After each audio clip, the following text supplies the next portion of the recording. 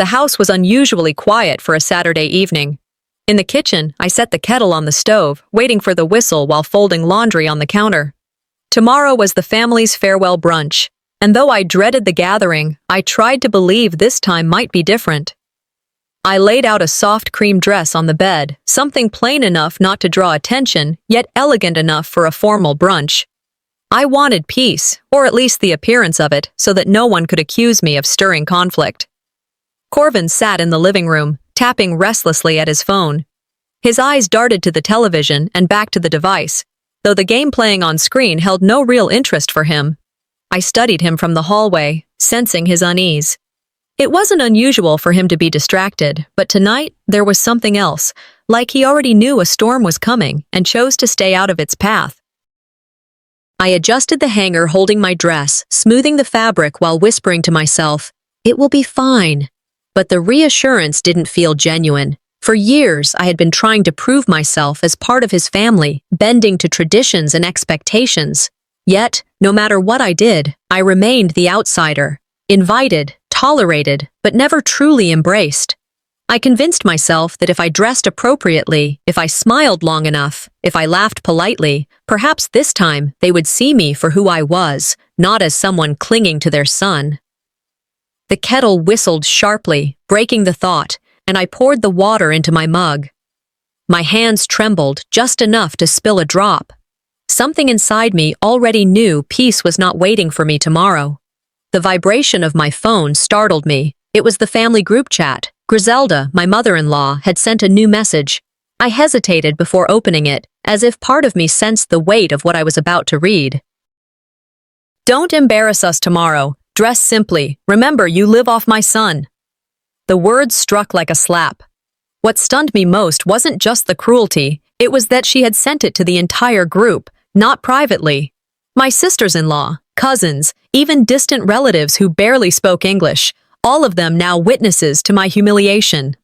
For a few seconds, the screen remained silent, each name frozen in stillness. Then, as if to underline my isolation, a cousin added a mocking thumbs-up emoji. I stared at the glowing letters, my throat tightening. Betrayal doesn't always roar. Sometimes it arrives in quiet digital letters that cut deeper than any shout. My chest ached as I read the line again, unable to believe she had written it so openly. Memories flickered through me, the countless times she had reminded me of my place, the subtle digs at dinners, the pointed remarks about how I should be grateful. And now this, broadcast to the whole family, ensuring I had no chance to defend myself without looking defensive. I recalled a saying I had once heard from an older neighbor, "Family can cut deeper than strangers." Tonight, I understood it fully. My finger hovered over the keyboard. A part of me wanted to answer, to defend my dignity, to strike back with the sharpness of truth, but I forced myself to pause. I knew any reply would be twisted, turned against me, stored as proof of how difficult I was. Instead, I set the phone down on the nightstand, silence becoming my shield. My face burned, but my heart whispered, "Don't forget this. Don't let them think you've swallowed it whole." Corvin entered the bedroom a few minutes later, his steps slower than usual. "You saw the message," he said softly, not meeting my eyes. "I did," I replied, keeping my tone even. "She didn't mean it the way it sounded," he offered, as though softening the blow could erase the words. I turned toward him, searching his face. "Not the way it sounded. She told me to remember that I live off you." In front of everyone. He shifted uneasily, placing his phone on the dresser. "Mom just wants things simple tomorrow. She asked me earlier to remind you not to wear anything flashy." My pulse quickened. "So you knew she'd say something like this?" His shoulders lifted in a helpless shrug. "She worries about appearances. It's how she is." "And what about me, Corvin?" My voice rose, steady but firm. "Do my feelings matter less than her need to control? Am I just the reflection she polishes for others to see?" His mouth opened, then closed. "You're overreacting. She doesn't hate you. Hate isn't the point. It's the constant judgment, the way I'm reduced to my dress, my shoes, my place at the table. When you stay silent, you stand with her, not with me." He looked away, his silence louder than any confession. The gap between us widened, invisible, yet undeniable. I turned back to the cream dress on the bed, smoothing the sleeve with deliberate care. Tomorrow, I'll be criticized no matter what I wear. At least let it be on my terms. I sat on the edge of the bed, staring at the carpet, while old scenes replayed in my mind. The first Thanksgiving, when I had been seated at the end of the table near the kitchen door, while everyone else shared stories around the centerpiece. The Christmas photo where I had been cropped halfway out of the frame, as if I were a stranger who had wandered in. Every moment was another small stone added to the weight on my chest. Respect is earned, but in-laws often expect it to be free, I whispered, repeating a phrase I had once read. It felt true in my bones. My hands folded in my lap. I closed my eyes and let the silence of the room wrap around me. A quiet determination settled in. I had allowed too many years to pass, nodding politely, smiling through discomfort, swallowing sharp words. But the tide inside me was shifting. I rose and laid my outfit across the chair. Cream dress, simple necklace, modest heels. I knew tomorrow it would still be deemed too much, or not enough. And that realization freed me. If judgment was inevitable, then my silence was no longer protection. It was surrender. Later that night, as the clock ticked past 11, I returned to my phone. The group chat still glared at me, the message unread by dozens of relatives who would scroll tomorrow morning and shake their heads. My finger hovered above reply.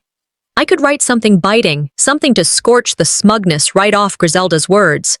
But instead, I closed the app, deleting the notification entirely. My voice would not be wasted on a glowing screen. My voice would be heard when it mattered most.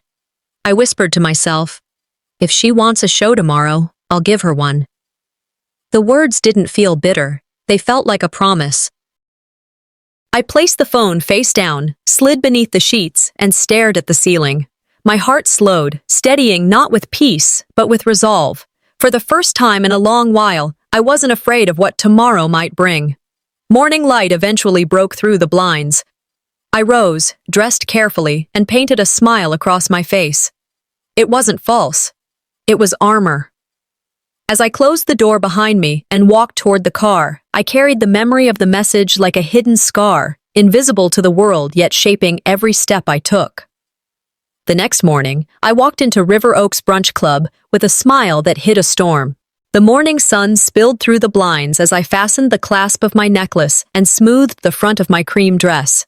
My heart beat steadily, though not with calm, more like the controlled rhythm before stepping onto a stage.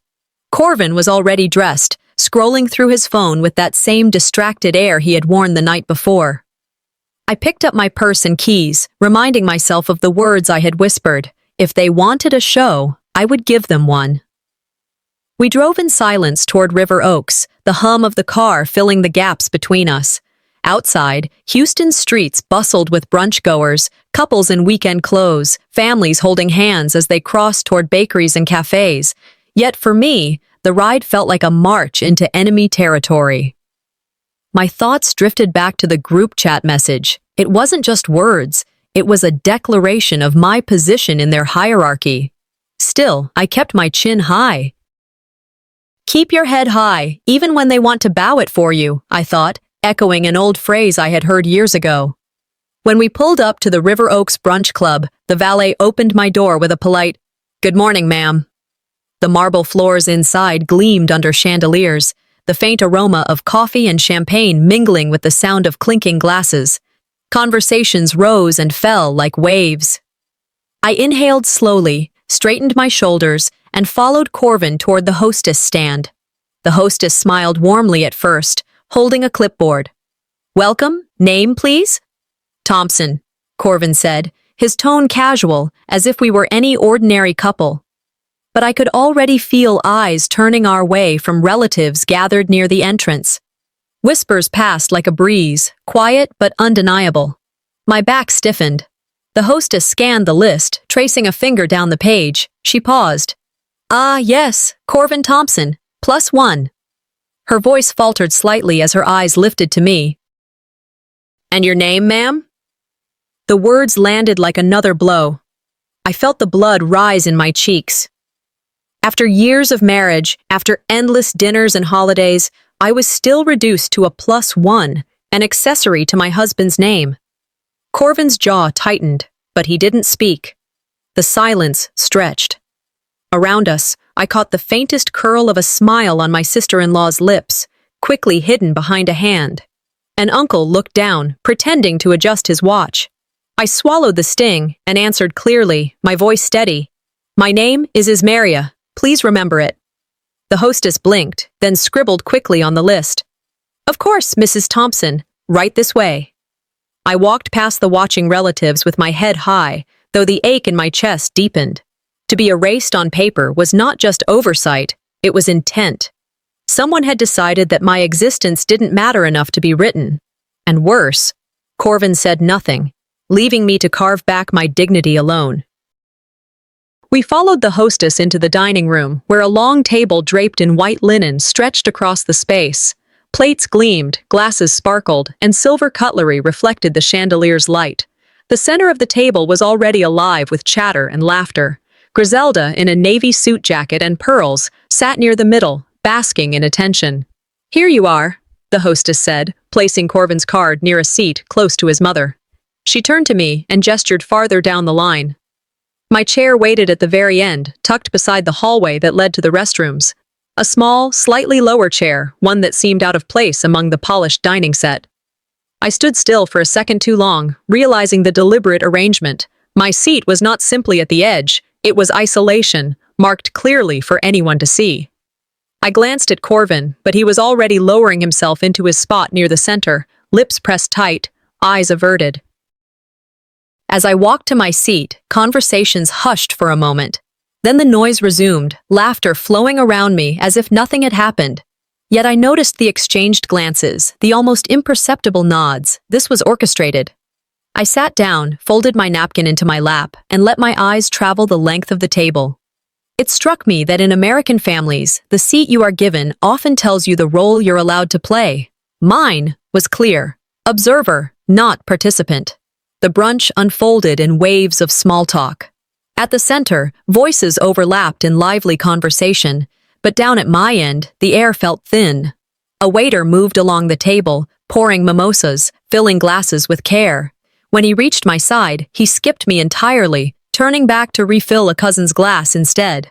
"Excuse me," I said softly, not sharp enough to draw attention from the whole table, but firm enough for him to hear. He blinked, apologized, and quickly corrected himself. Still, the sting lingered. It was yet another reminder that I was invisible here. Griselda's laugh rang out like a bell, her words clear even at my distance. "Every family has a freeloader or two," she said, raising her glass as though it were a joke. The table erupted in chuckles. My fork paused mid-air. She hadn't used my name, but the implication was obvious. My eyes drifted toward Corvin. He kept his gaze fixed on his plate, chewing slowly, refusing to intervene. I breathed deeply, steadying myself. I recognized the pattern for what it was, not one grand assault, but a series of small humiliations, death by 1,000 cuts.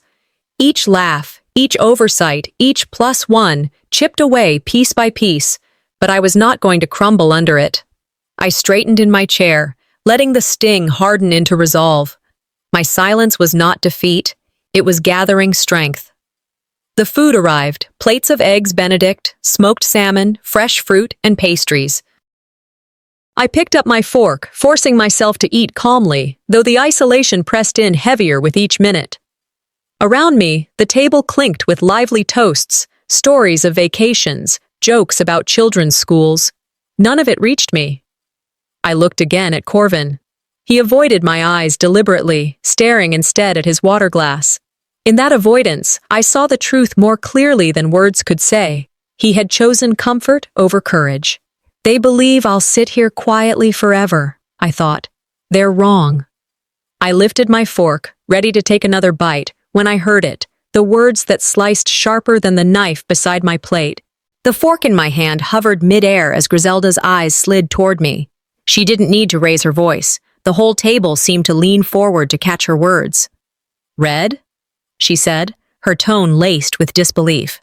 "Oh, honey, did you get that from the clearance rack at Macy's?" The room broke into light laughter. soft, careful chuckles from cousins who didn't want to be too obvious, but loud enough that I caught every note of their mockery. Some covered their mouths, pretending they were laughing at something else. One cousin even muttered, "That's a good one, Aunt G," before sipping his mimosa. I lowered my fork, my pulse steady but hot. The dress I wore wasn't even red. It was a muted shade of rose, chosen because it was elegant, conservative, and inoffensive. But with a single jab, she turned it into something gaudy, cheap, laughable. I had spent half the night deciding on this outfit, hoping for neutrality, hoping to avoid precisely this moment. And yet, here I was, shrinking in my chair while their laughter rolled over me. When they can't attack your character, they'll attack your clothes, I thought bitterly. It was something an old friend once told me after a job interview gone wrong, and it seemed painfully apt now. Corvin didn't lift his head. He speared a piece of salmon, chewing slowly, eyes locked on his plate. Not a word of defense. His silence was louder than their laughter. I pressed my lips together, refusing to let the sting show on my face. Inside, though, it cut deep. They didn't just mock fabric, they mocked me, my place here, the life I had built with him. The dress was only a canvas for their contempt. From the far side of the table, two aunts leaned close, voices pitched just enough for me to hear. "She doesn't even work, right?" "Must be nice to live off Corvin's paycheck." The second one chimed in, louder, as though performing for the group. "Every family has one, someone who takes without giving." The words sliced across the table, sharper than the knives set neatly beside the china. My breath hitched, but I kept my expression flat. If I reacted, they would win. If I stayed quiet, they would think they had silenced me. Either way, the trap was set. I knew the weight of what they said. In this country, work is not just labor, it's identity, worth, proof that you belong. To be painted as idle, a leech, someone carried by her husband, was not just gossip, it was the cruelest erasure. I thought of Eleanor Roosevelt's words, which I once kept taped to the corner of my mirror. "No one can make you feel inferior without your consent." I had believed it for years, leaned on it when the whispers first began. But in this moment, surrounded by laughter and smirks, I realized how hard it was to live by that creed. I felt cornered, stripped down, my dignity pinned beneath their ridicule. Still, even in that corner, something inside me straightened. I refused to let their whispers become my truth. I gripped my fork tightly under the table, the cool metal grounding me. My father's voice rose in memory, a reminder from long ago. Dignity is not what others give you, it's what you refuse to give away. I looked down the table, studying faces carefully.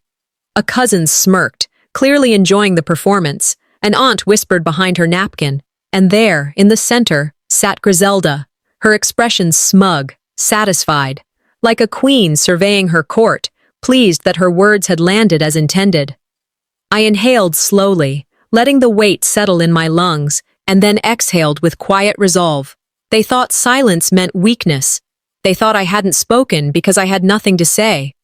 But I was watching, noting every move, every smirk, every cruel word. They're underestimating me, I told myself.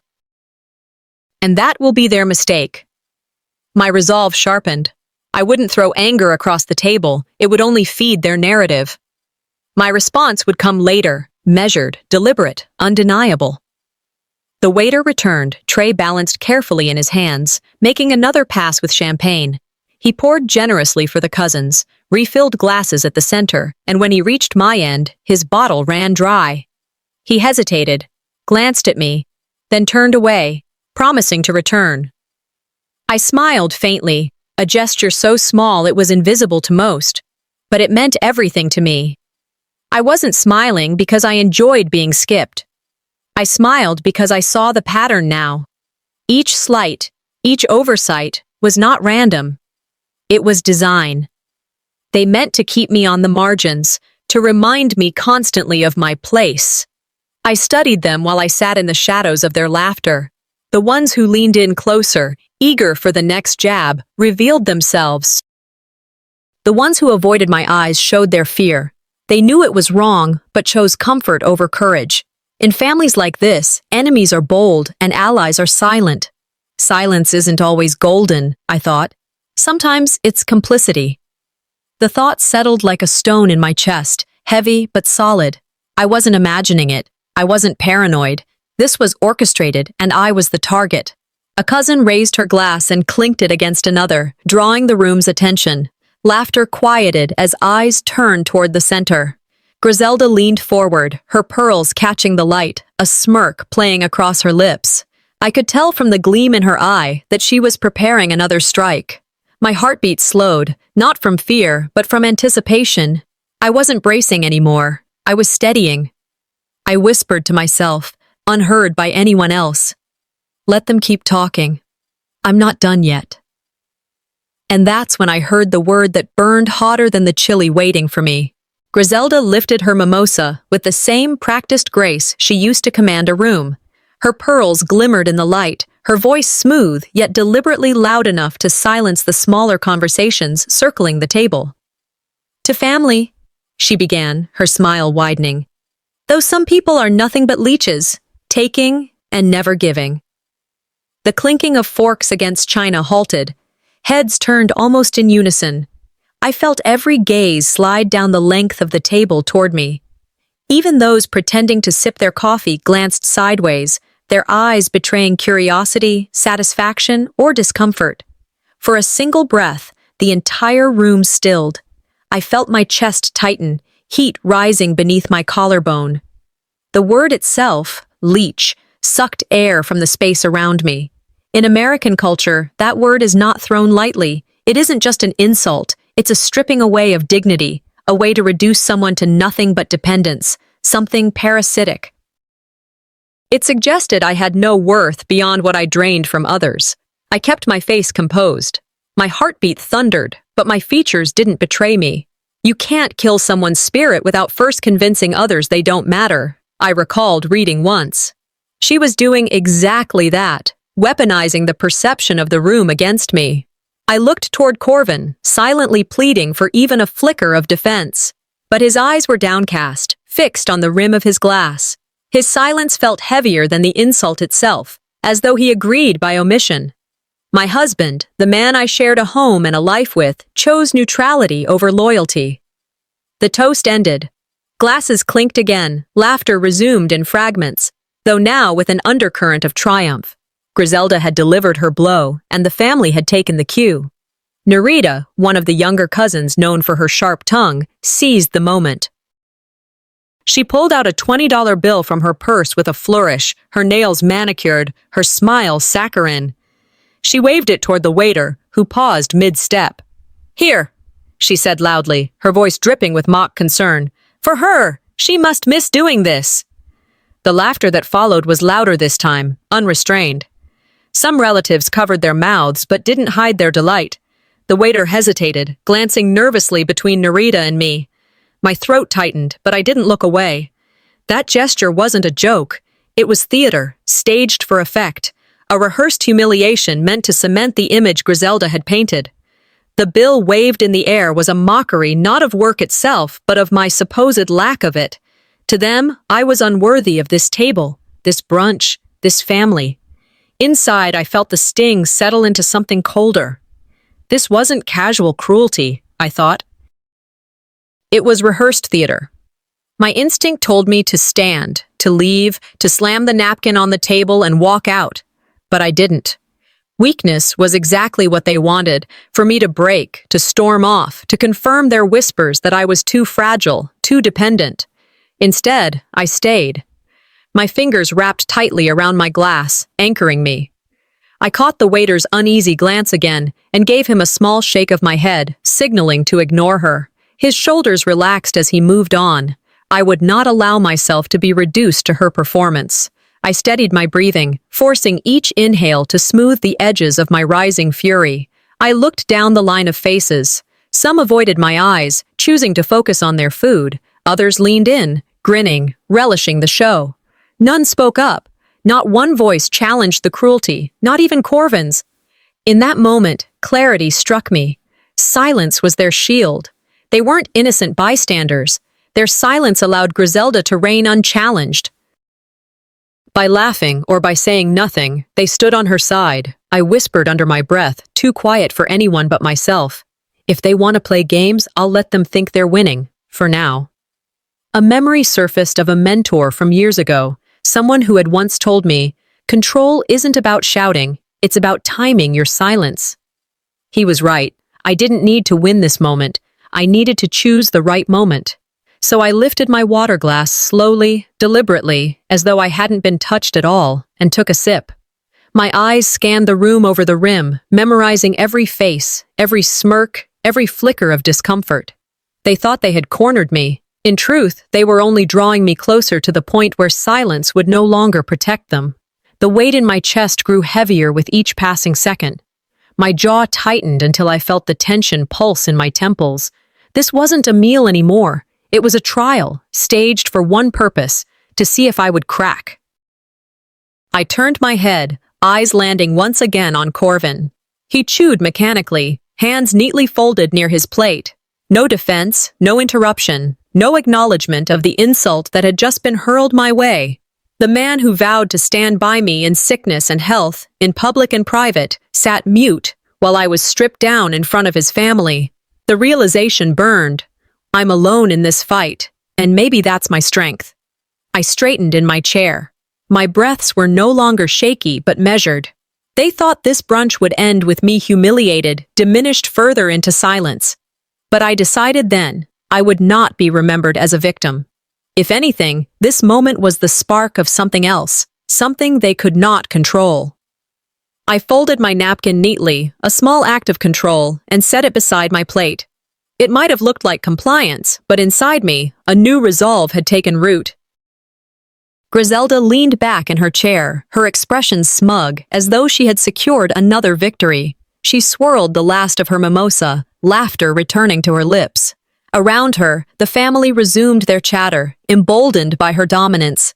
I forced a smile, one that masked the storm gathering beneath the surface. They thought I was beaten. They thought my silence meant surrender.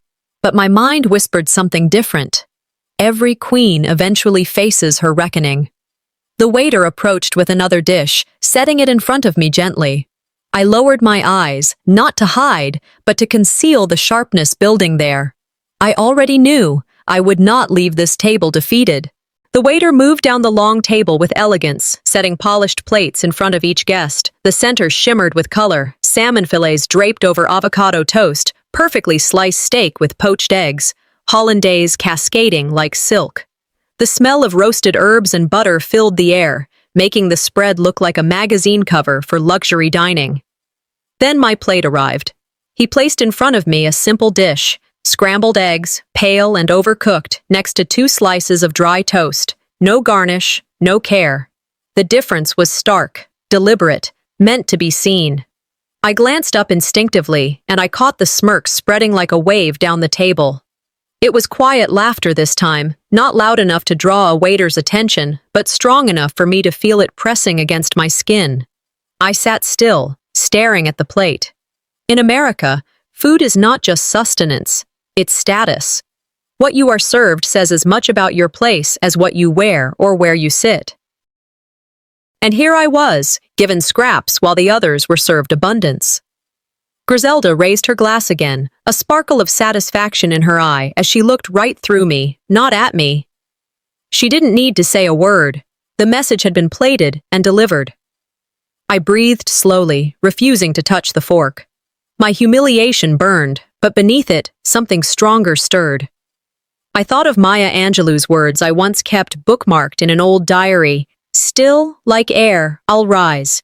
They wanted me to shrink in my chair, to accept this plate as proof of my place. But I sat upright, my hands folded on my lap, letting them see that I noticed everything. The brunch had turned into theater, and I was the target. But I was also beginning to realize I could choose my part in this performance. The conversation shifted, as though the entire table had rehearsed this choreography. Griselda tilted her head toward Corvin, her smile wide enough to carry malice under its sweetness. "Remember when you dated Marissa?" she said, her tone too casual to be casual at all. "She's a lawyer now, isn't she? So successful, so respected." The air thickened. Murmurs of agreement rippled across the table as relatives nodded knowingly, some even reminiscing with chuckles. "Oh yes, Marissa," an aunt added. "She always had such ambition." I felt my stomach tighten. The insult wasn't hidden. It was dressed in nostalgia, painted as memory. But the sting was sharp. I was being compared, diminished, measured against a ghost from Corvin's past. Corvin shifted in his seat, his fork pausing halfway to his mouth. He looked uncomfortable, but once again no words came to defend me. His silence was a chorus at this point, harmonizing with their barbs. They weren't just insulting me, I thought. They were rewriting his life without me in it. I bit the inside of my cheek, holding back the storm rising in me. I wasn't going to let them define me against someone who wasn't here, someone who had no part in the years I had built, the sacrifices I had made. "You cannot erase me," I whispered to myself silently. "Not when I've built my own worth with my own hands." The laughter swelled again, washing over me. My plate of eggs sat untouched, growing colder with each passing second. It was then that I decided. Silence was no longer my shield. It had been my strategy up until now, but to let them go unchecked was to hand them victory. My dignity was not a toy to be passed around for their amusement. I turned my head, fixing my gaze not on Griselda, but on Corvin. My voice was calm, deliberate, but loud enough for every ear at the table to catch. "Funny," I said, my words cutting through the chatter. "I thought marriage was about building the future, not worshipping the past." The room stilled. Forks hovered, glasses froze midway. A cousin coughed into her napkin, covering a nervous laugh.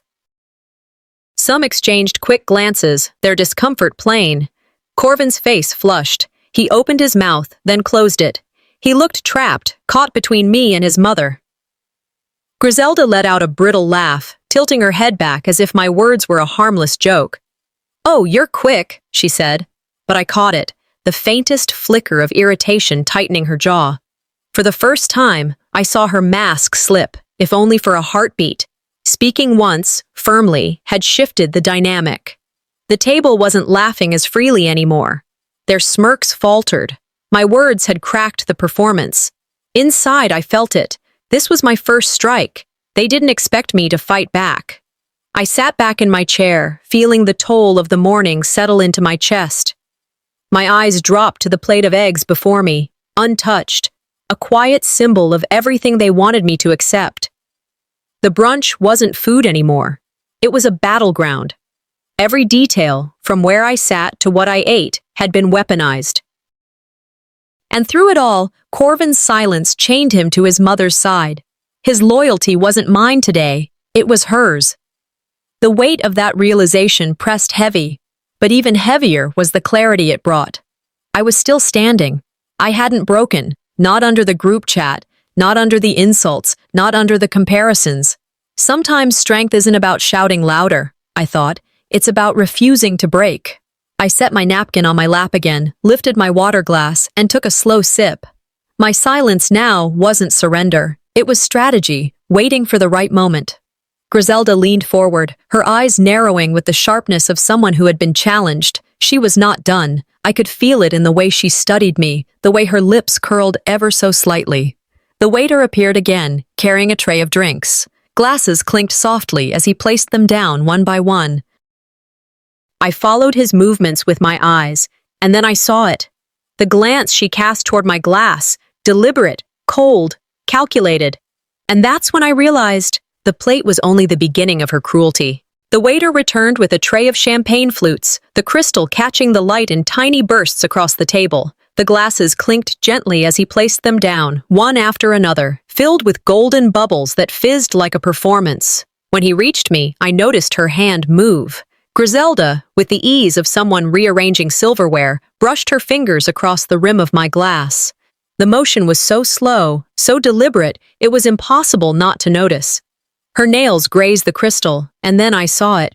A faint red smear glistening under the light. At first, I doubted myself. Perhaps it was lipstick. But no, it carried a sharp, pungent scent, one that traveled even through the veil of champagne, chilly, spicy, biting, unmistakable. A smear thin enough to escape the inattentive, but clear to me. My stomach twisted. This wasn't an accident. It was an act crafted with precision, one she knew would leave me questioning my own senses. Cruelty in this family was never delivered in shouts or blows. It came quietly, staged, wrapped in doubt so others could laugh while asking, "Are you sure?" I sat back, my fingers resting just short of the stem. Corvin didn't look up. Either he hadn't seen it, or worse, he had and chose to look away. His silence was familiar, the kind that made me feel less like a wife and more like an inconvenience. Inside, my thoughts sharpened. Don't give her the show. Don't flinch. I decided I would not confront her here, not yet. Sometimes silence screams louder than accusation, and I wanted her to think she had succeeded. It wasn't only me who saw it. An older aunt at the far side of the table paused as she lifted her own glass. Her eyes narrowed, fixed on mine. She leaned toward the cousin beside her and whispered, not quietly enough, "Why is her drink different?" The words carried, as whispers often do when rooms are waiting for them. Heads turned subtly, curiosity pricking. A ripple moved down the line, not open confrontation, but murmurs, shifting eyes, the kind of collective awareness that could no longer be brushed aside. I felt my pulse quicken. Relief flickered for the first time all morning. I was not imagining it. Others saw too. Griselda's laugh cut through the stir like a knife cloaked in silk. "Oh, don't fuss. She's picky, always needs something special. Isn't that right, dear?" Her smile landed on me like a trap, daring me to nod along. I lifted my lips into a polite curve, careful not to show teeth. "Special indeed," I answered softly, matching her tone but letting the words hang ambiguous. The table chuckled, some out of discomfort, others because they thought it was part of the act. I let it wash over me. My mind tightened around one thought. They're watching now. If she wants a stage, I'll let her finish her act. For every quiet cruelty, there comes a moment when the curtain is pulled back. She had given me my chance without knowing it. The longer I sat there, the more the room divided itself before my eyes. Half the family leaned in, amused, ready to play their roles as echo to her cruelty. The other half sat stiff, uneasy, their laughter faltering, eyes darting anywhere but toward me. They weren't allies, but their silence betrayed their fear. I studied them the way one studies a courtroom jury, weighing who could be swayed, who was already lost. Toxic families always draw the same lines, loud bullies and silent witnesses, those who wield cruelty as power, and those who pretend neutrality absolves them. The words of Martin Luther King Jr. floated into my memory, ones I had underlined in a book years ago. The hottest place in hell is reserved for those who remain neutral in times of moral crisis. And here I was, living proof. Neutrality was what kept me isolated. Neutrality was what chained Corvin to his mother's side. Neutrality was the reason they thought they could do this without consequence. I let that truth burn steady in my chest. Fear no longer filled me. Readiness did. The irony was sharp. In trying to silence me, Griselda had prepared the ground for her own undoing. My eyes shifted back to Corvin, sitting just a few seats away, close enough to hear every laugh, every slight, every whispered humiliation. He could have spoken. He could have leaned forward, said, "Enough, Mom." But he didn't. He sliced his steak into neat bites, chewing as though nothing had happened. His eyes avoided mine. I felt my throat tighten. Every betrayal doesn't come from words. Sometimes it's silence. Sometimes it's the husband who chooses comfort over courage, reputation over loyalty. In that moment, something hardened in me. If he wouldn't protect me, I would protect myself. I straightened in my chair, my palms resting flat on the linen tablecloth. The air around me felt heavier, pressing on my shoulders, but my spine did not bend. The glass in front of me glistened, the faint red smear catching the chandelier's reflection. My hand hovered above it, not to lift it in defeat, but to make a choice. The chatter of the table blurred. My heartbeat slowed into clarity. I didn't lift it to my lips. I lifted it to rewrite the script. The house was quiet when I returned that evening. Outside, the streetlights glowed faintly against the empty road, and the hum of the air conditioner was the only sound filling my kitchen. I set my purse on the counter and dropped into a chair at the table, pulling a stack of bills toward me. For years, I had signed papers and trusted that what needed to be paid was paid, what belonged to me was safe. Tonight, I was determined to look closer. I spread out the bank statements, tracing numbers with the tip of my pen. At first, everything seemed ordinary: electric, water, mortgage. But then my eyes caught on a withdrawal under my name, one I had never authorized. I flipped back through past months, and there it was again, small amounts at first, then larger, spaced just far enough apart not to raise suspicion. I sat back, the page trembling in my hands. Once could have been an error, twice, perhaps a bank mistake, but again and again. When patterns repeat, I whispered to myself, they stop being mistakes. Shock swelled in my chest, but beneath it, anger coiled like a spring. This wasn't oversight. This wasn't bad bookkeeping. It was deliberate. Someone had used my name to cover their theft. My family's brunch insults suddenly looked like shadows of a larger scheme, and I was no longer just a target of ridicule. I was their mark. Memories began snapping into place, like puzzle pieces long left scattered. I remembered my sister once joking about how I was too obsessed with keeping receipts. Everyone had laughed, waving it off as my quirk, but now it felt like mockery hiding truth. I remembered my mother brushing aside my questions about why shared family expenses always seemed to fall heavier on my side, telling me not to be dramatic. One moment after another clicked into clarity, the times they insisted I didn't need to see the details. The dinners where they changed the subject when I asked questions, it hit me how blind I had been, not because I lacked sense, but because I had wanted so badly to believe they were better than this. Trust had been my weakness. Fool me once, shame on you. Fool me twice, shame on me, the old proverb echoed bitterly in my head. My jaw tightened as I closed the statement, pushing it aside. I wasn't going to be fooled again. Not by their laughter, not by their gaslighting, not by carefully chosen words designed to make me doubt myself. Tonight, the curtain had lifted, and I saw clearly. I whispered aloud, steady as stone, "This ends with me." 2 nights later, I joined them for a casual dinner, a gathering meant to smooth over the tension from brunch. The house was filled with the smell of roasted chicken, and laughter floated in the air as if nothing had happened. But I had come with a different purpose.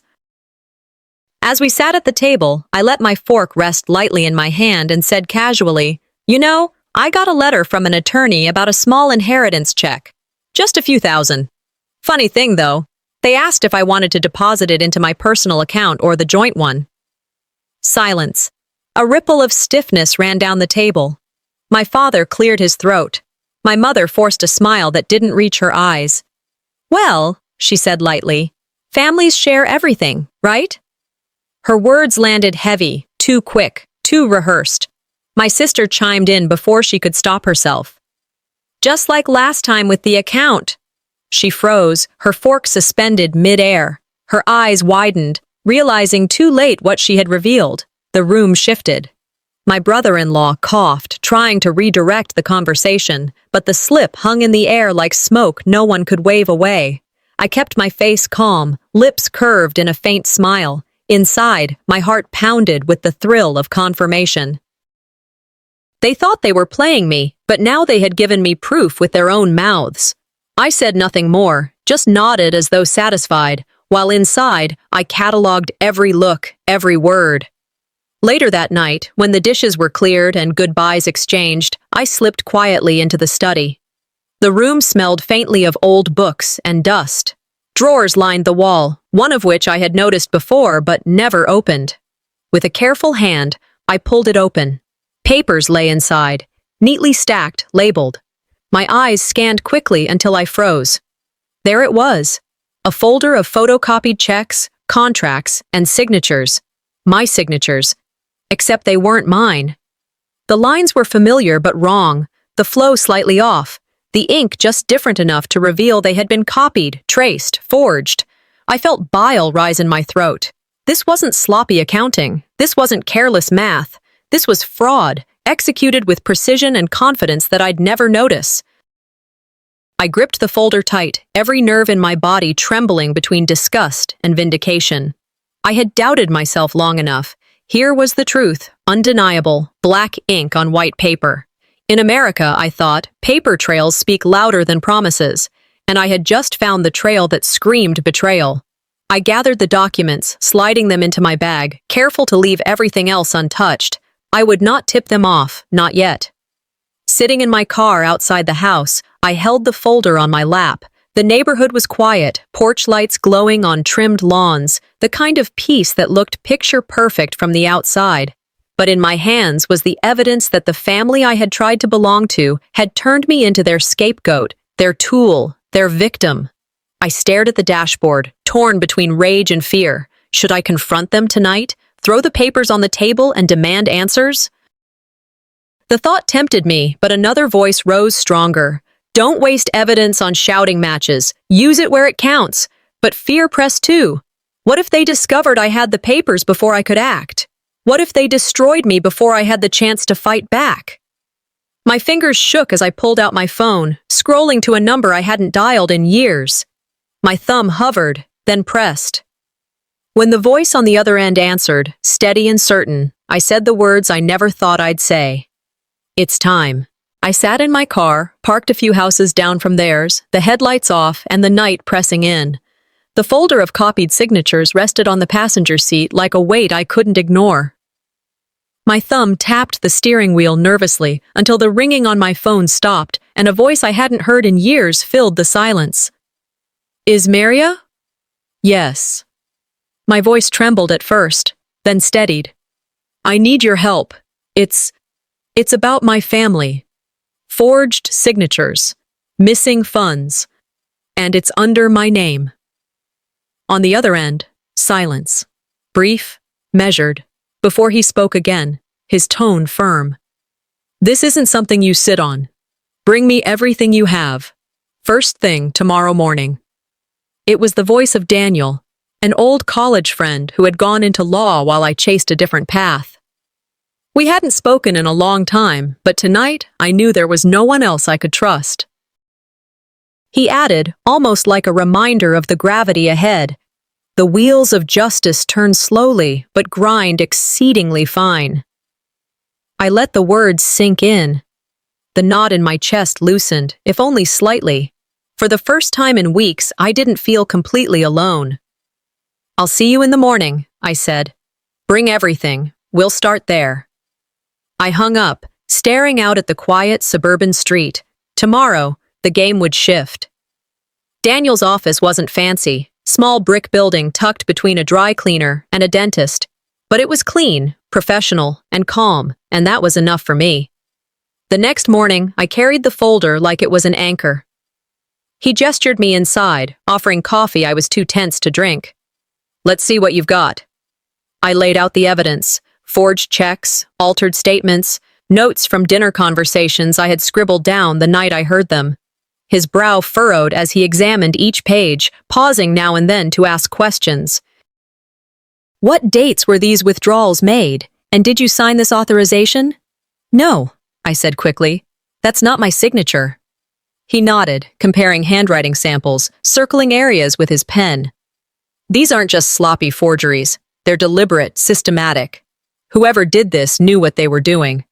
The word systematic chilled me. This isn't a family spat, Daniel continued, setting the pen down. This is fraud, identity theft. If we bring this to court, it won't be about grudges or insults. It'll be about crimes. The words hit me like a wave. I had spent so long framing it as family drama, humiliation, disrespect. Hearing him name it for what it truly was cracked something open inside me. This wasn't just emotional abuse. It was theft, betrayal, documented in ink. I whispered, almost to myself. In America, family may forgive, but courts only deal in proof. Daniel leaned forward. You're stronger than you think. You've kept records. You've prepared. That gives us leverage, but we need more. If they attempt this again, we'll have them caught in the act. His certainty steadied me. For the first time, I felt validation, empowerment, as though I wasn't imagining or exaggerating. My pain had proof, and proof meant power. Daniel laid out the plan carefully. Don't confront them. That'll only tip them off. Instead, bait the hook. Mention a new opportunity, something that would tempt them to try again. A new investment, I suggested slowly. He nodded. Exactly. You'll bring it up casually. Say you've got a property opportunity that requires quick funds. Watch their reaction. If they try to involve your account or your card again, we'll document everything. I'll arrange for a notary and an investigator to be nearby. The thought made me queasy. You're asking me to act like I still trust them. It's a performance, he said. And the best performances are rooted in truth. They already believe you're naive. Let them keep believing it. That's your advantage. I hated the idea of playing along, of smiling through my disgust, but I also knew he was right. Keep your friends close and your enemies closer, Daniel reminded me. I practiced lines with him, shaping my words until they sounded casual. It'll be just a few thousand, easy return. I thought maybe we could handle it together. The lie tasted bitter on my tongue, but each rehearsal steeled me further. By the time I left his office, the disgust still churned, but alongside it was clarity. I was no longer stumbling in the dark. I had a plan and a trap to set. That evening, I invited them over. My parents, my sister, my brother-in-law. My home this time, not theirs. My ground. The table was set with quiet elegance, nothing extravagant, just enough to seem normal. I poured wine, served dinner, let the conversation flow until I slipped the bait into place. I wanted to ask your thoughts, I began, feigning hesitation. I've come across a property opportunity, a quick flip, just need some fast funds to make it happen. My mother leaned forward almost instantly, her expression warm but her eyes calculating. Oh, sweetheart, we can handle that paperwork better than you. No need to stress yourself. My sister's fork clinked against her plate. Do you still have your gold card? She asked too quickly, too eagerly, then bit her lip as though realizing she'd said too much. I forced a small, uncertain laugh, pretending to waver. Maybe I'd have to look. I excused myself, leaving the folder on the counter where the light caught it just so, prepared duplicates, bait laid in plain sight. From the next room, the investigator Daniel had placed watched silently, recording every move, every word. I lingered near the hallway, heart pounding, listening as their voices lowered. Papers rustled, pens scratched. Their eagerness was masked as concern, but it was clear what they wanted. I returned with a smile, setting fresh glasses on the table. They straightened quickly, faces painted with false innocence. But I had seen enough. Disgust curdled inside me, yet satisfaction too. Watching the trap close was like watching a long-played card finally turn over. When they finally left, the house sank into quiet. My phone buzzed almost immediately. Daniel's voice came through, calm but charged with triumph. We got it. Signatures, intent, everything. It's all on tape. I sank into a chair, exhaling, relief flooding me. But then his tone shifted. One more thing. Your brother-in-law. He noticed something. He said the folder looked too neat, too prepared. He might be suspicious. I stared at the untouched folder on my counter, the lamplight gleaming off its edges. For the first time that night, a chill ran down my spine. The trap had worked, but suspicion had been planted, and suspicion could turn into danger. I pressed the phone tighter to my ear, whispering to myself more than to Daniel. For the first time, I wondered if I had underestimated how far they would go to silence me. The next morning, I woke with a weight I couldn't shake. The air in my apartment felt too still, like silence itself had grown heavy. I sat up in bed, pulling the covers aside, and caught sight of the folder on my desk. My brother-in-law's glance from the night before replayed in my mind, sharp and lingering. He had looked at the papers too long, his suspicion plain. I shuffled into the kitchen, brewing coffee, but even that routine felt brittle. When I walked out to the car later, something small but chilling caught my eye. The driver's side door was slightly ajar. I knew I had locked it. My chest tightened as I peered inside. Nothing obvious was missing, but the glove compartment sat open, papers shifted. Back in the apartment, I noticed my mail stack had been nudged, the edges misaligned. I told myself it could have been me rushing the night before, but my gut said otherwise. Someone had been here. A phrase surfaced, one I had once dismissed as paranoia. Paranoia is just reality seen ahead of time. Now it felt like prophecy. This was no longer about stolen money or signatures. I felt danger pushing in closer, moving from paper to presence. Mid-morning, as I sat trying to concentrate on my work laptop, my phone rang. It was my supervisor.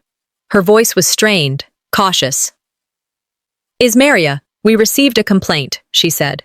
"A client claims you mishandled confidential information. It's being looked into." I froze. I hadn't even worked with that client. "That's not possible. Who filed it?" "I can't share names," she replied carefully, "but I wanted you to know. These things can impact your record." I thanked her, my voice steady, though my stomach twisted. When I hung up, I called Daniel immediately. He listened, then said firmly, "This is classic intimidation. They're trying to weaken your footing before we file. Don't panic. Document everything." This isn't about truth, it's about pressure. Later, at the grocery store, I pushed a cart through the aisles, scanning for produce while the unease from the morning clung to me. As I walked to my car, I noticed a man leaning on a sedan a few rows down, staring openly. His posture was too casual, his gaze too direct. I loaded the groceries, and when I pushed the cart away, he began moving toward me. My skin prickled. I turned abruptly, squared my shoulders, and met his eyes. "Can I help you?" I asked loudly. My voice rang out across the lot. He hesitated, muttered something under his breath, then turned and walked away. My pulse pounded, but anger surged stronger than fear. Their shadow games only worked if I stayed quiet. Sunlight is the best disinfectant, I thought. I wouldn't retreat anymore. If they wanted shadows, I would bring them into the light. The next day, I arranged to meet my sister at a cafe downtown. I chose the spot deliberately, public, open, where voices carried. She arrived with her usual smile stretched too tight, her scarf looped carefully as if appearance alone could smooth over tension. We sat across from each other, steam rising from our cups. I stirred my coffee slowly before speaking. "Funny thing, I've been learning a lot of legal terms lately. Did you know forgery and identity theft carry serious penalties? Judges don't treat those lightly." Her spoon clattered against her saucer. "You wouldn't dare drag us to court," she blurted, her voice sharp enough to draw a glance from the next table. I lifted my cup calmly, sipping before replying. "You already dragged yourselves there?" Her cheeks flushed crimson. She glanced around, realizing others had overheard. The mask slipped, and for a moment I saw her fear plain. I leaned back, my voice steady. Sometimes strength isn't raising your voice, it's refusing to lower it. For the first time in years, I felt taller. And I wasn't the younger sibling scrambling for approval. I was someone who had found her footing. That evening, dread turned tangible. When I unlocked my apartment, the door resisted slightly, as if it had already been opened. I stepped inside, heart hammering. The drawers in my living room stood ajar, papers tossed. My eyes shot to the desk. The folder, gone. My throat tightened until I could barely breathe, but then relief struck. The originals were already with Daniel, only duplicates had been left here. On the table, a single sheet of paper lay waiting. Scrawled in my brother-in-law's unmistakable handwriting were the words, "Stop, or you'll regret it." My hands trembled as I held it.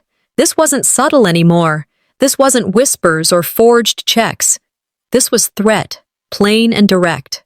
Fear coursed hot through me, but beneath it, steel formed. Courage is not the absence of fear. It's deciding something else matters more. And what mattered more was refusing to be broken. I set the note down gently, as if it were evidence, which it was, and drew a breath deep enough to steady the storm inside me. I dialed Daniel at once, my voice firm though adrenaline spiked. "They broke in. They took the folder. They left a note." His response came without hesitation. "We accelerate everything. Protective orders, filings. We bring this to court now." After hanging up, I walked to the window, pulling back the curtain. Across the street, a dark car idled, Headlights off, engine humming low. My grip tightened around the phone in my hand. This was no coincidence. The law was on my side, but the night outside my window whispered that the fight was only just beginning. The car was still there when night fell again. Same dark shape, same hum of an idling engine across the street. I stood inside my apartment, lights off, staring through the curtain at the silhouette, waiting for me to break. Enough. I opened the door and stepped onto the porch, flipping the switch so the floodlight snapped on, bathing the street in yellow glare. The car's engine revved hard for a moment, then cut abruptly, leaving silence thicker than sound itself. I pulled out my phone, zoomed the camera, and snapped a picture of the license plate. My hand trembled, but I steadied it, making sure the numbers were clear. Every instinct screamed at me to go back inside, lock the door, and hide. But fear was exactly what they wanted. I thought of a phrase I once read in a book on history. The only thing necessary for evil to triumph is for good people to do nothing. I refused to do nothing. I slipped back inside, locked the door, and saved the photo twice, once on my phone, once in the cloud. They wanted shadows. I would drag them into the open. The next morning, I walked into Daniel's office with the picture printed and clipped to the folder of evidence. He studied it carefully, nodding. "This confirms it," he said. "They're not just tampering with accounts, they're escalating into intimidation. We'll file for a restraining order and an emergency injunction. Judges don't ignore this kind of pattern." He outlined steps in his crisp, steady tone. Secure locks with deadbolts, install cameras at every entrance, use encrypted apps for sensitive calls, keep multiple backups of every document. His efficiency steadied me, turning my dread into a plan. "I'll do all of it," I said. My voice didn't shake. He looked me in the eye. "I need you to understand. Stepping forward means you'll be visible. They'll know you're no longer silent." I sat taller in the chair. "If they want war, I'll bring it to the light. Justice delayed is justice denied." When I left his office, the sun was sharp overhead. For the first time in weeks, I felt the warmth reach me. Sunday came with an invitation I accepted deliberately. Brunch at my parents' home. Their turf, their table, but this time I carried something they hadn't seen before. Calm defiance. The house was filled with voices when I arrived, cousins laughing, chairs scraping across tile. The smell of coffee and baked ham drifted through the kitchen. I stepped inside with a smile, greeting each one by name, though my chest was taut with the weight of what I carried.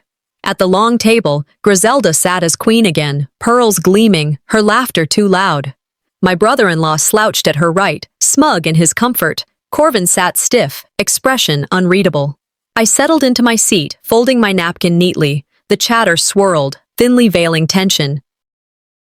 Halfway through, I spoke with deliberate casualness.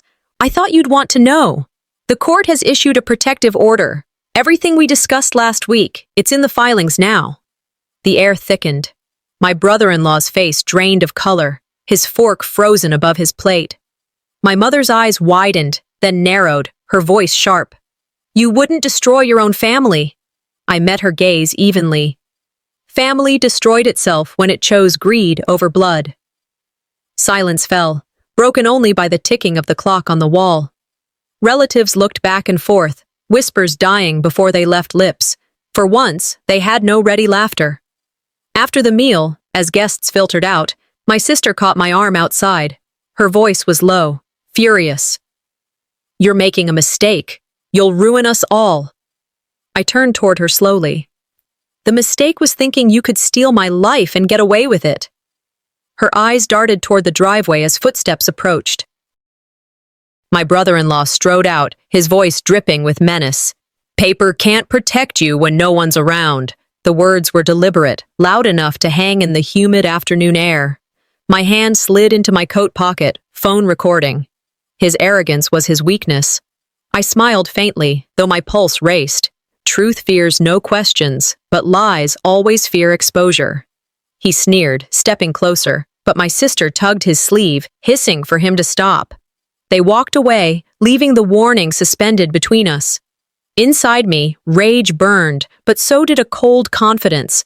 I wasn't powerless anymore. I had proof, witnesses, recordings. And now, I had their threats in their own voices. That night, my phone rang. Daniel's voice came steady, almost triumphant. The judge expedited the case. Court date is set within days. Relief surged, only to be shattered moments later. When I pulled into my driveway, the crunch of glass met my ears. My living room window was shattered, shards glittering across the floor. A brick lay among them, tied to a note scrawled in ugly block letters. "Stay silent." I stood frozen, phone in hand, sirens wailing faintly in the distance as a neighbor must have already called. My heart pounded, but it was no longer fear that filled me. It was defiance. They thought fear would silence me, I whispered into the night, clutching the note. But fear had only given me a louder voice. The morning air was sharp, the kind of crispness that only autumn can carry. As I climbed the courthouse steps, my shoes struck the stone with a weight that felt heavier than my body. The folder pressed against my side, tucked under my arm like a shield. Daniel walked beside me, his steady pace a counter to the storm in my chest. Around us, other families and strangers milled about, waiting for hearings of their own. Custody disputes, small claims, shattered marriages. For them, this was another weekday obligation. For me, it was war. I paused at the doors, staring up at the old stone building, its columns stretching toward the sky like judgment itself. "This is not just about me," I whispered, steadying my breath. "It's about stopping them." Daniel gave a curt nod. "The truth is like a lion. You don't have to defend it. Let it loose, and it will defend itself." With those words echoing inside me, I stepped into the courthouse, heart pounding but resolve unbroken. The courtroom was colder than I expected, the kind of sterile chill that made everything feel more clinical. The judge entered, robes flowing, and the clerk called out our case. My family sat on the opposite side, my mother stiff, avoiding my eyes. My sister pale, wringing her hands. My brother-in-law leaning back with a smirk, arrogance painted across his face. Daniel rose first, presenting the evidence in calm, measured tones. He spoke of bank withdrawals, forged checks, the copies of my signature mismatched against my real one. He played a recording of the threats, my brother-in-law's voice sharp and unmistakable. Each piece fell like stone on stone, building a wall of proof. Their attorney countered, dismissive. "This is nothing more than a family misunderstanding, a disagreement over finances. Emotions run high, mistakes are made, but fraud, identity theft, that's an exaggeration." I sat motionless, fury burning under my ribs. Their audacity was breathtaking. To twist months of humiliation and theft into misunderstandings was to spit on truth itself. But I didn't move. I didn't speak.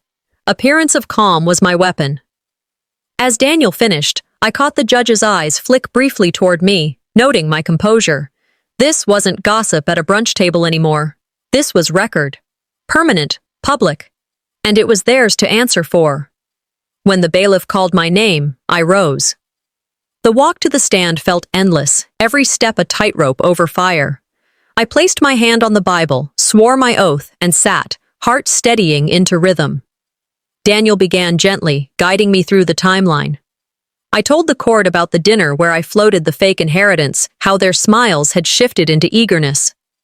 I recounted my sister's slip, the words she wished she could pull back. I described the study drawer, the folder of forged signatures. Every detail mattered. I gave dates, amounts, the name of the bank officer who flagged the discrepancies. I told them about the note scrawled in my brother-in-law's hand, "Stop, or you'll regret it." I described the dark car idling outside my home, the smashed glass of my window. "In America," I said, my voice clear, "a paper trail never forgets. And theirs leads right here." The courtroom quieted, all attention drawn tight around me. I could feel the shift, the judge's pen scratching notes faster, the jury, if there was one, leaning in, my family stiffening in their seats. For years, they had silenced me with mockery. Now, my voice carried farther than their laughter ever had. Their lawyer stood, smooth and predatory. "Mrs. Thompson," he began, "isn't it true you've had conflicts with your family before? That you may be exaggerating out of spite?" I folded my hands calmly, meeting his gaze. I have no need to exaggerate. The truth is already ugly enough. A flicker of annoyance crossed his face, but he pressed. He painted me as bitter, jealous, vengeful. He spoke of dinners and disagreements, trying to recast crime as quarrel. Behind him, my brother-in-law smirked, certain I would crack. I didn't. Each question, I answered firmly, without wavering. Then it happened. My sister, unable to hold herself back, blurted out, "She was always jealous." Her voice echoed too loud in the courtroom, shattering their facade. The judge's gavel cracked once. "Silence. Any more outbursts, and you'll be removed." The room shifted. Their unity fractured in front of everyone. I sat taller, calm, watching the rope tighten around their defense. Inside, I thought, people who lie often forget their lies. The truth doesn't have that problem. When testimony ended, Daniel rose for closing arguments. He spoke clearly, stitching the pieces together, the forged signatures, the threats, the intimidation, the silence that enabled it all. His words drew the trail of evidence like a map, leading directly to them. Their attorney shifted tactics, abandoning denial for appeal. My mother's voice wavered as she stood pleading. "Your Honor, these are private matters. Family issues should stay private. We can handle this ourselves." But her words rang hollow. The very privacy she begged for was the shield they had used to wound me again and again. The judge's expression remained unreadable, pen moving steadily across notes. "The court will reconvene for verdict," he said finally, voice neutral, heavy. The gavel struck, case adjourned, for now. Outside, I descended the courthouse steps slowly, folder clutched against me. The autumn wind pressed against my face, cool and sharp, filling my lungs with air that felt both heavy and freeing. Around me, reporters milled, other cases rolled on, the world indifferent to my war. Relief flickered, but dread lingered. The law would soon speak. But what haunted me most was what they might do before the gavel fell. The courthouse looked the same as it had last week, but stepping onto those stone steps, I knew it was different. Today wasn't just another hearing. It was Judgment Day. The early morning air carried a bite, crisp and cool, while cameras clicked in the distance. Reporters gathered near the entrance. Neighbors I barely knew stood whispering to one another, and I could feel the weight of their eyes. My family's betrayal was no longer whispered at brunch tables. It was displayed openly, a scar that strangers could now see. Inside, the tension was thicker than the marble walls. My parents sat stiff in their chairs, backs straight as though posture alone could keep them from collapse. My sister's face was drained, lips pale. My brother-in-law, ever arrogant, tried to appear defiant, his jaw tight, though his eyes flickered with unease. I didn't feel fear anymore. I felt clarity sharper than any knife. I gripped the folder in my lap and thought, I didn't come here to win back a family. I came to take back my life. Benjamin Disraeli's words returned to me as I stood straighter. Justice is truth in action. When the judge entered, the room fell silent. His voice was steady, grave, as he reviewed what had been laid before him. Forged signatures, fraudulent withdrawals, photocopied checks, the threats caught on recordings, my sister's outburst in open court, my brother-in-law's intimidation. Piece by piece, the pile of lies collapsed under the weight of proof. Their attorney tried one last angle, voice rich with false sympathy. "Your Honor, this is a family matter. Families stumble. My client's daughter is exaggerating, misunderstanding. She is perhaps unforgiving." The judge's gaze lifted sharply, cutting the plea in half. "What I see is not misunderstanding. It is not quarrel. It is calculated exploitation. It is fraud." The gavel struck once. Verdict delivered, restitution ordered in full, assets seized to cover damages, and my brother-in-law to face criminal charges for fraud and intimidation. I inhaled deeply as the sound echoed in the chamber. Relief surged, mingled with vindication so strong it nearly brought tears. My parents' shoulders slumped, their faces crumbling as decades of control dissolved in a single moment. For years, they had dictated where I sat, what I wore, how little I was worth. Today, the gavel had stripped their throne. For the first time in years, I felt taller walking out than they did. Outside the courthouse, the press swarmed, microphones rising like a forest of questions. My heart pounded, but instead of shrinking, I stepped forward. They tried to steal my voice, my money, and my dignity, I said clearly, words carrying in the autumn air. Today, they lost all three. Cameras flashed, reporters scribbled, but the words weren't for them. They were for me. Then, with deliberate calm, I revealed the truth that had been mine all along. Months ago, I secured my own financial account. Independent, protected. What they took never broke me. It only revealed their greed. They never understood. My strength was never in what they could steal, but in what I refused to give away. The crowd murmured. My words had struck the way I intended. I wasn't leaving this courthouse as a victim. I was leaving as a strategist who had reclaimed everything they thought they owned. Triumph surged inside me, sharp and satisfying. The satisfaction was short-lived. In the parking lot, they waited. My mother's face twisted between anger and desperation. "We're still your family," she pleaded, voice trembling. I stopped, meeting her eyes with the coldness of truth. Family doesn't hold knives to your throat and call it love. My brother-in-law lunged forward, spitting words like venom. "Paper can't protect you when no one's around." His fists clenched, his rage unmasked. Before he could come closer, two officers stepped in. One grabbed his arm, the other twisted him back, cold cuffs clicking around his wrists. His face contorted, not in pain but humiliation, as he was pressed against the hood of a patrol car. My sister sobbed nearby, covering her face. For years, her tears would have softened me. Not now. I felt no guilt, only release. Sometimes, I thought, blood isn't thicker than water. Sometimes, it's poison you survive. Watching him dragged away, I felt something inside me finally snap free. Chains I hadn't even known I carried clattered to the ground. That evening, I walked alone through my neighborhood. The sun had dipped low, scattering the sidewalk with fallen leaves in shades of red and gold. Children's voices rang faintly from a yard down the street. Laughter carried on the cool air. I pulled my coat tighter, breathing deeply. The illusion of family was gone, but in its place stood something stronger, truth that could not be taken from me. I had not only survived, I had triumphed. George Herbert's words echoed. The best revenge is living well. For the first time, I believed them. I paused under a street lamp, its glow casting long shadows, and whispered to myself. They thought they had written my ending.